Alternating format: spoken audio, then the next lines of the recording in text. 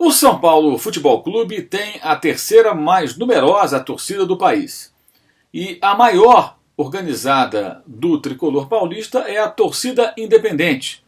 Tema desse vídeo na nossa série sobre torcidas organizadas do país, com o relato histórico, claro, do maior especialista do tema aqui no Brasil, Bernardo Buarque. Olá, sou Bernardo Buarque e vamos continuar o segundo episódio dessa série para o canal do Mauro César sobre a história e a memória das torcidas organizadas de futebol no Brasil.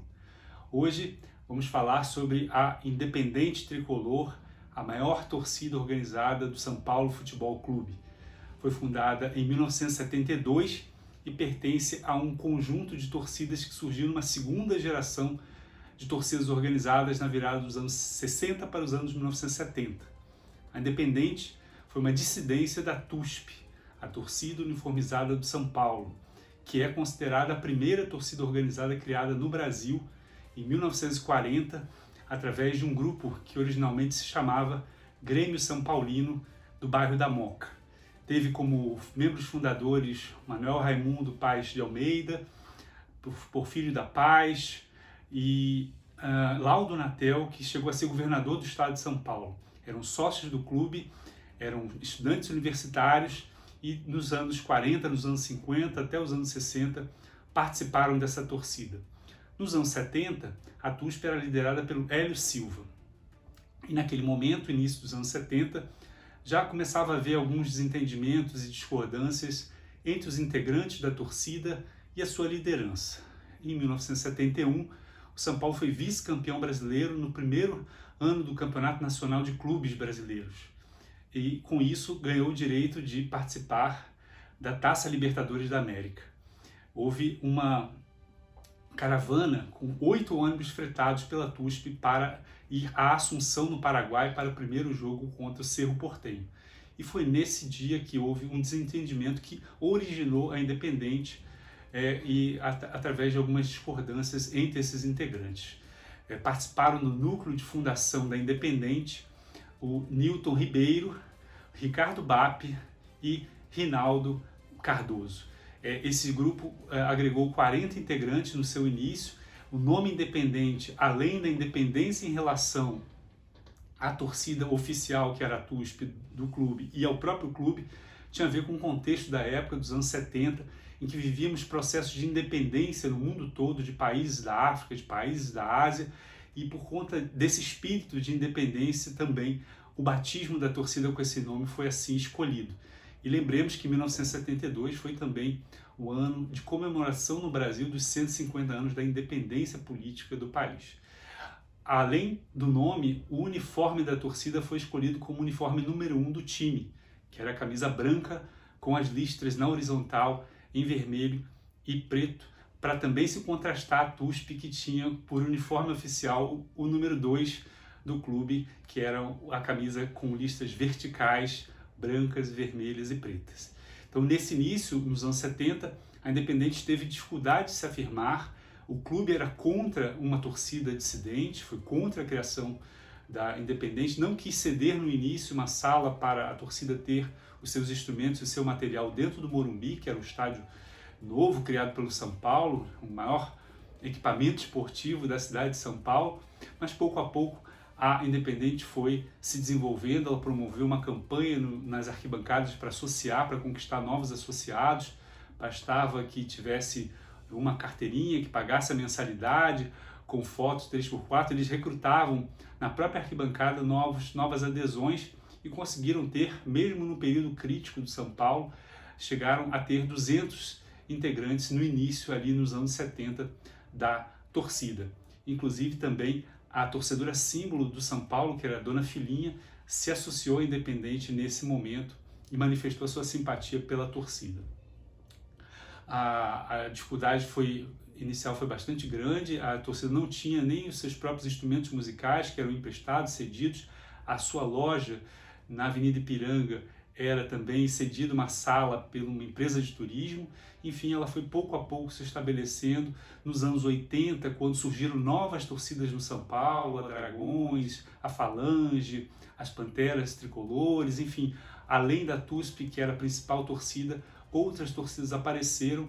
A Independente se fortaleceu nesse momento, adquiriu uma sala própria no centro de São Paulo, conseguiu conquistar a sua bateria, a sua própria bateria, teve mais associados, chegou a ter 1.000 associados nos anos 80, e no final dos anos 80 ela era liderada pelo Ferrão, que era o Nelson Mandini, era o seu principal líder. Então ela teve uma renovação.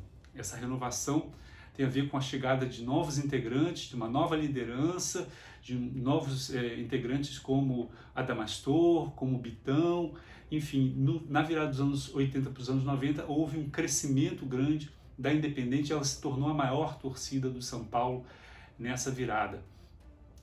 Teve alguns acontecimentos importantes para que isso acontecesse, né? Além dessas novas lideranças, né? Nós tivemos a final do Campeonato Brasileiro em que o São Paulo jogou contra o Vasco, tivemos também a torcida participava, por exemplo, dos jogos da Seleção Brasileira. Então, em 89, quando tivemos as eliminatórias para a Copa de 90, o Adamastor foi com a faixa da Independente para um jogo do Maracanã, aquele famoso jogo entre Brasil e Chile, e a partir daí também Adamastor e outras lideranças da Independente construíram uma relação de amizade com a torcida jovem do Flamengo.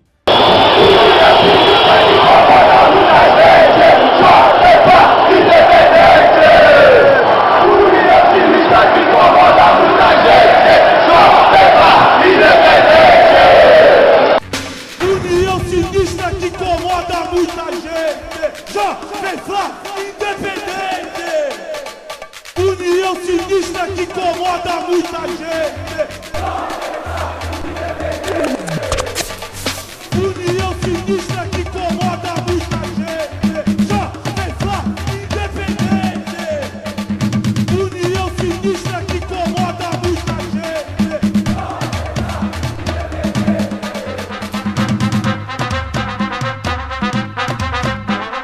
Torcida jovem do Flamengo aí, ó. Fecha geral com nós aí, ó.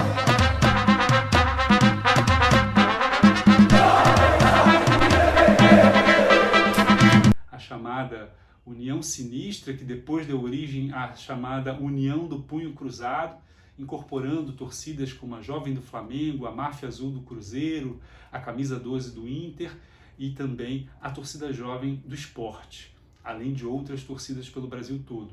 Então, nos anos 90, a Independente cresceu muito, ela também aí já tinha caravanas que ela fazia com mais de 100 ônibus, ela chegou a ter 4, 5 mil integrantes nesse iniciozinho dos anos 90, e a sua marca passou a ser impor o respeito, que no universo das torcidas organizadas é como as torcidas se afirmam, muitas vezes através da intimidação dos adversários.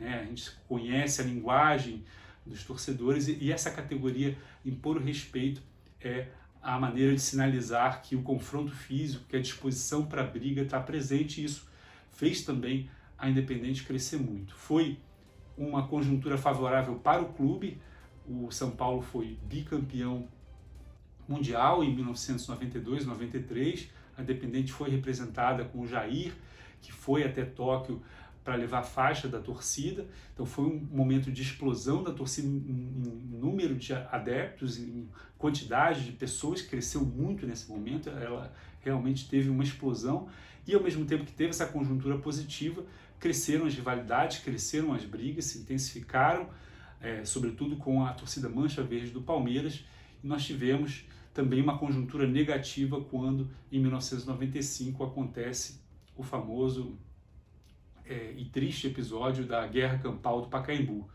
Um integrante da Independente acaba sendo vítima dos confrontos, e há uma comoção nacional nesse momento. Eram brigas relativamente frequentes, mas tiveram televisionamento, e isso gerou uma repercussão nacional, e nesse momento o Ministério Público proibiu a existência dessas torcidas, essas principais torcidas em São Paulo. A Independente ela ficou por 3 anos fora das arquibancadas, até 1998, quando ela volta com um novo estatuto, com uma nova diretoria, e cria o Grêmio Recreativo, Cultural, Esportivo, Torcida Tricolor Independente, que aí vai ter também um novo ciclo de crescimento nos anos 90, nos anos 2000, mas também com esse crescimento das subsedes, com o crescimento da torcida como um todo, passa a haver divergências internas e as eleições que se realizavam internamente acabavam sendo contestadas por muitos grupos, e em 2004 para 2005 a gente tem o chamado processo da retomada, que foi um movimento interno da torcida, de um grupo da Zona Leste, descontente com os resultados e com o modo como a torcida estava sendo gerida, com endividamentos, com vantagens pessoais.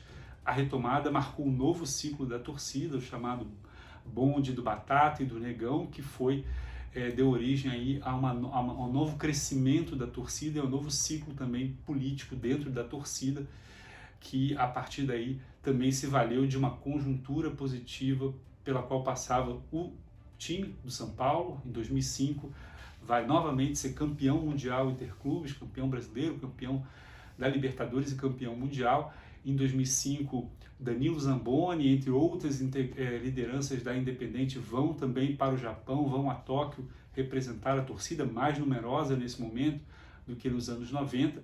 E a torcida também volta-se para o Carnaval, que era um segmento que muitas torcidas de São Paulo estavam investindo. A Independente já tinha um bloco desde 1987. Esse bloco se torna a escola de samba, mas na antiga gestão, ainda por levar a dinâmica da rivalidade futebolística para o Carnaval, né, ela acabou sendo excluída pela UESP, pela União das Escolas de Samba de São Paulo, depois de um incidente também lamentável no ANB. Então ela ficou afastada do Carnaval, e aí com a retomada o Carnaval também é reestruturado na torcida. Em 2009 ela começa um longo ciclo, começando no grupo 4 do Carnaval, e ela vai ascendendo ano a ano até chegar ao grupo de acesso e depois ao grupo especial em 2018, quando ela desfila na Liga, na elite do Carnaval em 2018, consolidando também a sua força, a sua importância no Carnaval de São Paulo. Enfim, a gente tem a participação da Independente também nas esferas associativas das torcidas, como a Toesp, lá dos anos 70, dos anos 80, em que o Danilo Zamboni já participava, e a Independente também vai participar da Conatorg, que é um fórum que nos anos 2000 vai rearticular essas torcidas rivais, né? Então a gente tem também a presença da Independente em alguns movimentos, como o movimento contra o futebol moderno. Enfim, é uma torcida hoje muito estruturada, com uma grande quantidade de adeptos, com uma capilaridade, uma presença no interior do estado. E desde os anos 90, quando São Paulo se popularizou como uma torcida nacional, também com uma presença representativa muito expressiva em âmbito nacional. Nos anos 2010, no final dos anos 2010, a torcida volta a ter problemas com a questão do seu crescimento e também do questionamento da unidade interna, com as subsedes, com alguns grupos, alguns conflitos que estão dando a dinâmica mais recente dessa torcida do interior contra a capital, mesmo da quadra contra a sede. Enfim, é um processo que está passando em todas as torcidas, né, que é manter a sua unidade, tendo crescido tanto em termos quantitativos. Então, basicamente, essa é uma cronologia que a gente pode traçar a partir de entrevistas que fizemos com lideranças da Independente, daquilo que a gente pôde pesquisar sobre a torcida. E, claro, todo o torcedor, todo componente tem a sua história, é uma história rica, inesgotável, e que a gente aqui pontuou os seus marcos históricos principais. Muito obrigado pela atenção. Mais uma vez, obrigado ao Bernardo aí pela aula sobre torcidas organizadas, ele que já escreveu vários livros. Aliás, você pode acessar aqui na descrição do vídeo como adquirir os livros do Bernardo sobre torcidas organizadas, e continuaremos a série. Já falamos sobre a Gaviões da Fiel, aliás, você pode acessar o vídeo sobre a Gaviões clicando aqui em cima, e continuaremos com as torcidas do Palmeiras, do Santos, dos times do Rio de Janeiro, de Minas Gerais, do Rio Grande do Sul, de outros estados pelo país, pelo Norte e Nordeste. Vamos, aos poucos, falando sobre as principais torcidas organizadas do país. Saudações.